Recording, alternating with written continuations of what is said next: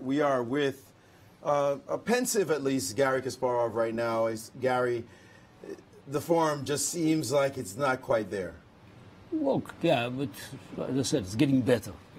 So definitely the score today was better than the two previous days. And yeah, it's blundering a piece is always a bad idea, but I have to admit that position was not a good one. So I still could probably kick around, but I didn't like the position.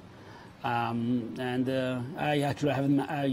couldn't solve the opening problems, and You seem to spend a lot of time in the opening there. Yeah, because it's quite unpleasant. So I think I had to exchange on e5 and play queen f6. That was the best chance to create some counterplay, because since I missed this opportunity, so he strengthened his position in the center, and black had no counterplay. I tried a few tricks, but now it's ended up with nasty position. Of course, instead of playing bishop a6, I could play a5. That was the best move, a5, so to prevent b4, and then to play bishop a6, exchange bishops.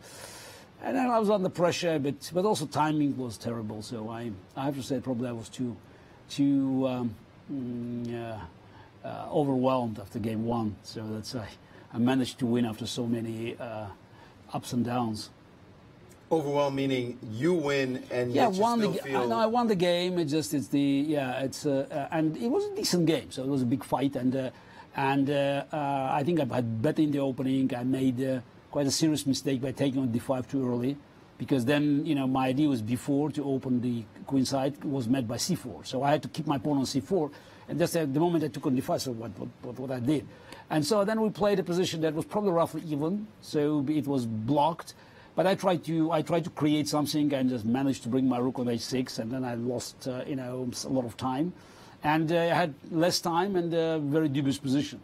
And then Topalov started playing, I think, with a3, so he managed to.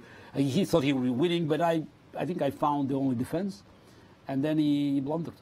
He blundered. Still, the game was quite tough because there was little time left, and I was very proud actually what I did at the end.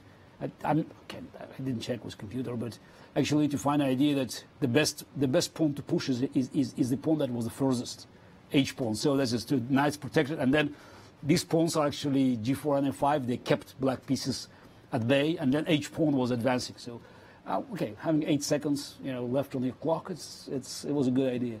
But the second game is just actually this is now when I entered this room. So there was a discussion there that is probably after e4, the best for black is play e6 and then b5. So we just have to look for some, different ways of fighting, because e5, d5, e5 is probably challenging. And I, in the last Blitz game, I also didn't like my position.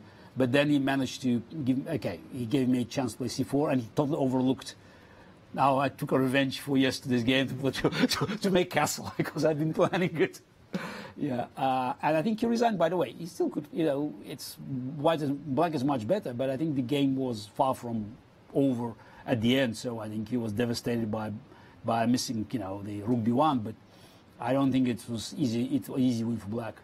Right. It did look like still a fight. It's interesting you made this mention. I saw you do it yesterday as well. The day is over, the opening is over, you're likely not going to see this position again, and yet you are all discussing still what is the best opening line in this particular setup. I think everyone is looking for some sort of patterns, because we're still learning. Obviously, each position is different, but there's still some patterns. For instance, that's today it became clear that if white goes with e4, so you should try to actually look for the way of playing b5, so that's just opening your bishop, so attacking the center, not to play instantly in the center, but just going around. So it will take time for players just to get along, because there's so many unusual patterns that we never seen before, and in each position you have to be very careful not to follow the same path and just to make a mistake. But I think that's why all the players they are discussing, because you never know. So maybe tomorrow in similar positions you'll find out the familiar pattern. So the voyage of discovery, really, each and every time you play. I think it's a voyage of discovery. It's this, again, that I think we're just making theory or even making history, because we're just opening sort of a new, not even chapter. It's just basically a new book on the game of chess, and that's why I think all players are very excited. Final question: your thoughts about the match? You need to run up a big score tomorrow. Look, again, it's better than yesterday, but I'm a bit upset that I haven't managed to actually come up with the right concept with black, because it's just the position was lousy and I totally misplayed it. But again, I'm happy that I could recover after a terrible misshap in game 1 with Blitz. That I played nicely and just got completely winning endgame and just had more time. And then just blew it up. It's such a pity. So it's knight d5 check it's just a disaster. So d8 was winning on the spot. Actually, it was winning without knight on f6. Yes. Yeah. That's important. Even without knight on f6, which is again, it's amazing. I just thought that I could play knight d5, king d3, and then I do the same, but with knight, I will make him comfortable. Yeah. Well, we look forward to tomorrow, and it seems like you're getting your strength together. Good luck. I'll definitely give him a good fight tomorrow. Okay, thank you. Thank you again.